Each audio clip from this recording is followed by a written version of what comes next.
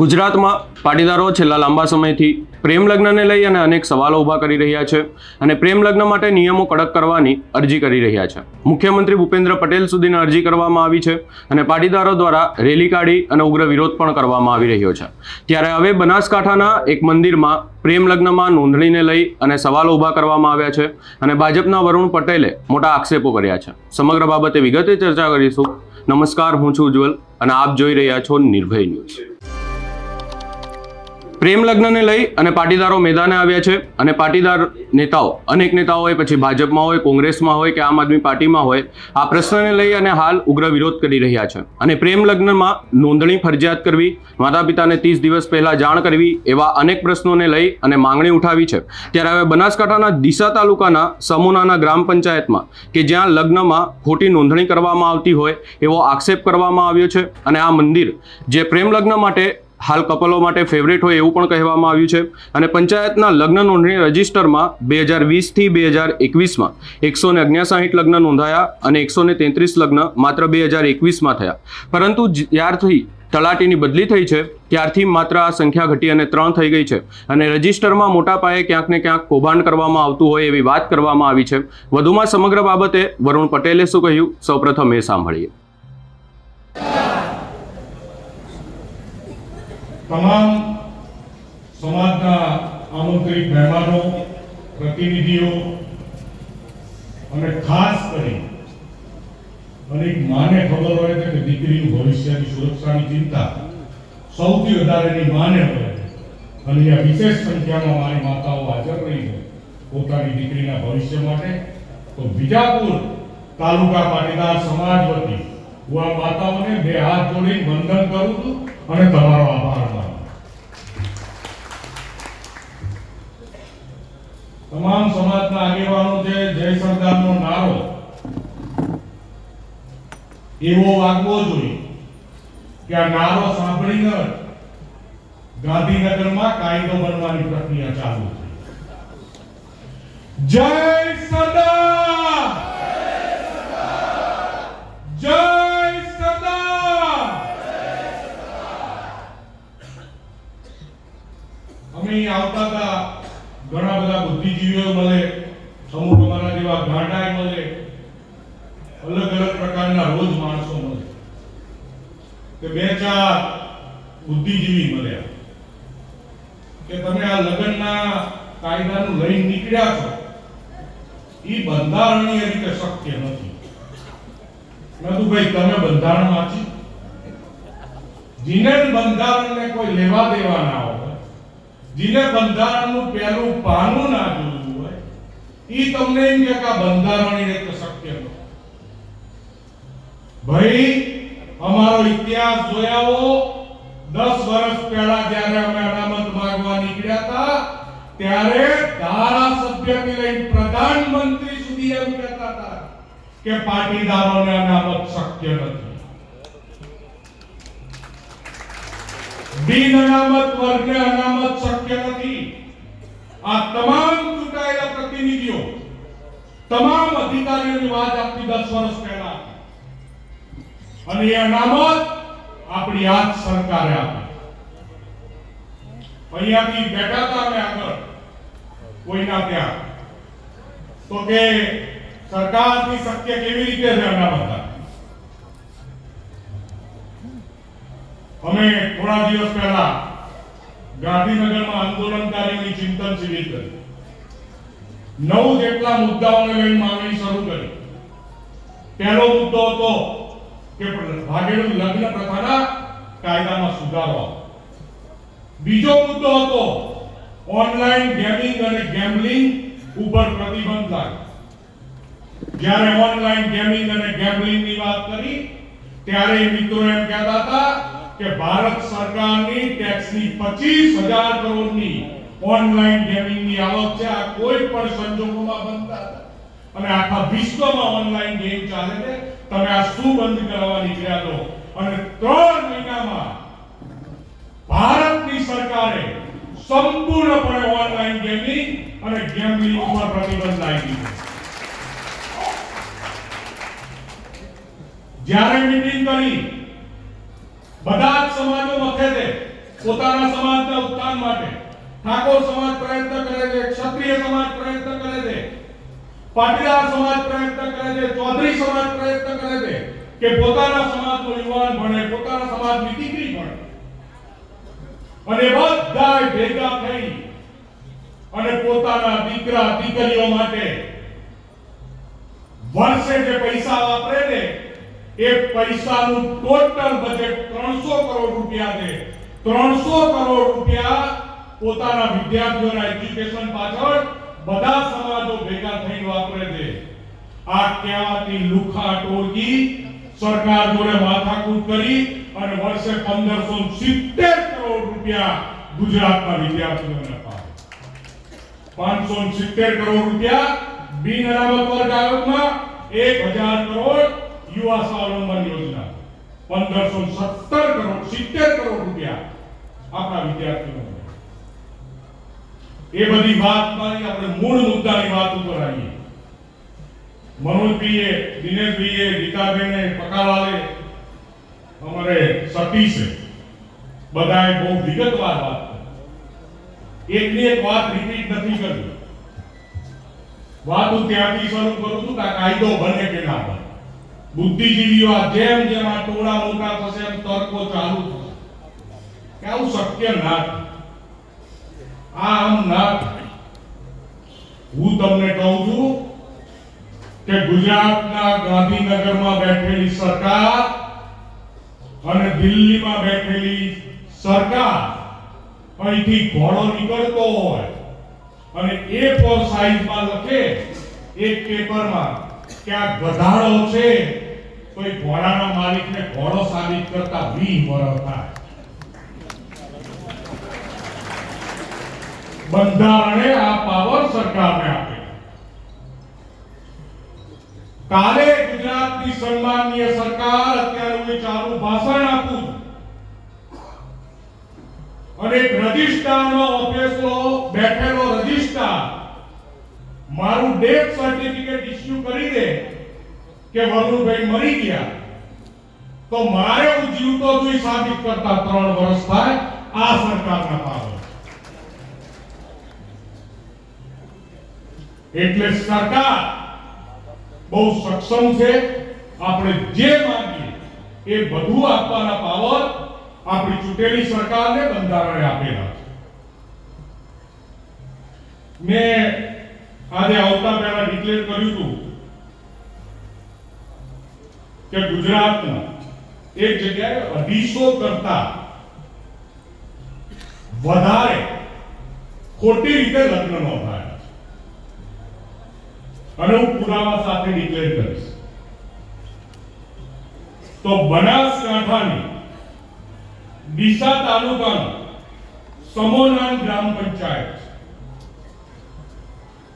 Media મિત્રો હાજર છે, ડેટા વેરીફાઈ કરી લેજો, ડેટાના વિડિયો સુધી પણ આપીશ. એ ગ્રામ પંચાયત છે. ગ્રામ પંચાયત 2020 અને 21 માં 159 અને 113 લગ્ન રજીસ્ટર્ડ થયા અને ઈ જ ગામમાંથી એ રજિસ્ટ્રારની બદલી થઈ ગઈ તો 2022 માં ખાલી 3 લગ્ન રજીસ્ટર, 2023 માં 2 લગ્ન રજીસ્ટર. અને એનાથી મોટી વાત કે જે તમામ લગ્નો રજીસ્ટર થયા એ તમામ લગ્નોમાં સાક્ષી એક હતા, એક જ બ્રાહ્મણ હતા અને એક જ જોગણી માતાના મંદિરે એ લગ્ન રજીસ્ટર થયેલા. એના પુરાવા મીડિયાને હમણાં વોટ્સએપના માધ્યમથી એની વિડિયો અને રાઇટિંગમાં આપું છું. અહીંયા અમારે માણસાના 2 પ્રતિનિધિ નિકુલભાઈ પટેલ અને ભરતભાઈ પટેલ આયા છે. તો એમને સ્ટેજ ઉપર એમનો આભાર માનવા બોલાવું છું કે આજની આ વિજાપુરની રેલી જોઈ અને એમને માણસામાં રેલી અને સભાનું આયોજન કર્યું છે. તો બધા એમને તાલીઓના ગડગડાટથી વધાવી લે. અને ગુજરાતમાં આપણી દીકરીનું ભવિષ્ય સુરક્ષિત થાય એના માટે ગુજરાતમાં ઠેર ઠેરથી આપણો અવાજ સરકાર સુધી પહોંચે એના માટે પ્રયત્નો કરીએ. ખૂબ ખૂબ આભાર નિકુંજભાઈ, ભરતભાઈ અને ગુજરાતમાં બધી જગ્યાએ આવી રીતે રેલી તારીખ અને સમય ડિક્લેર કરે. ઉપર આવીએ. આ લડાઈ પ્રેમ વિરુદ્ધ, પ્રેમ લગ્ન વિરુદ્ધ, દીકરીની સ્વતંત્રતા વિરુદ્ધ, દીકરાની સ્વતંત્રતા વિરુદ્ધ નથી. આ લડાઈ શેના માટે છે કે 300 ના ડુપ્લિકેટ રેબલ લખેલા ચશ્મા, ઉછીનું બાઈક, 200 નું ઉધારનું પેટ્રોલ અને 16 વર્ષની દીકરીને ટાર્ગેટ કરે. તમે મોટા ભાગે ગ્રામ્ય કક્ષાએ જે લવ મેરેજ થાય છે, લવ મેરેજના નામે જે ભાગેનું લગ્ન થાય છે, એ દીકરીઓની ઉંમર તો જો 18 વર્ષને 2 દિવસ થયા, 18 વર્ષને 4 દિવસ થયા, 18 વર્ષને 20 દિવસ થયા. એક પણ દીકરી પૂરા 19 વર્ષ કરે એ પહેલા મેરેજ કરી લે. મારી પહેલા ગીતાબેને વાત કરી કે જો પ્રેમ ક્યાંક સત્ય હોય તો 2-4 વર્ષ કઈ વિચારવાનો વાત હોય. ટાર્ગેટ પ્રમાણે દીકરી 18 ની થાય, 18 વર્ષને 2 દિવસ થાય અને એને ઉપાડી લઈ જઈ અને આવા જે 250 લગ્ન થયા છે એવી જગ્યાએ લગ્ન કરી લેવામાં આવે. અને મારી બહેનોને કહું છું, બહેનો રેબનના ચશ્મા 25,000 ના આવે. ઈ મગજમાં થોડુંક રાખો. પ્રેમ કરો, સ્વતંત્રતા છે, આગળ વધો, પણ યુવાન અને યુવતી પોતાના સંસ્કાર, પોતાના કુળનું ભવિષ્ય, પોતાના માતા પિતાની લાગણી દરેક વસ્તુ વિચારી અને પરિપક્વતાપૂર્ણ પ્રેમમાં આગળ વધો.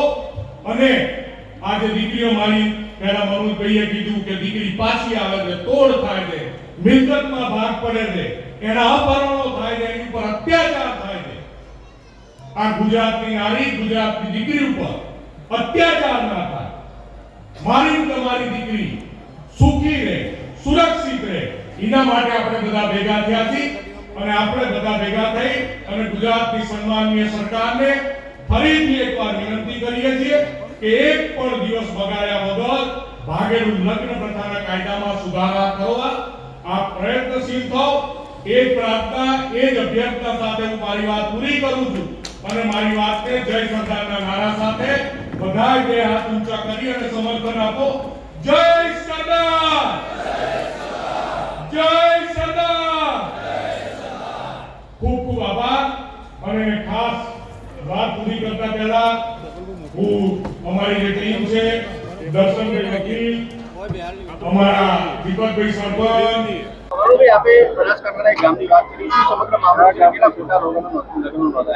જો બનાસકાંઠા ડીસા તાલુકાના સમોનાના ગામ છે.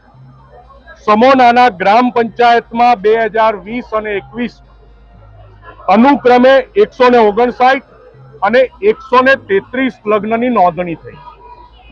આજે ટોટલ લગ્નો જે રજીસ્ટર થયા છે એની એફિડેવિટમાં લગ્નનું સ્થળ એક જ છે, કોમન ભગવાનપુરા જોગમાયા માતાનું મંદિર.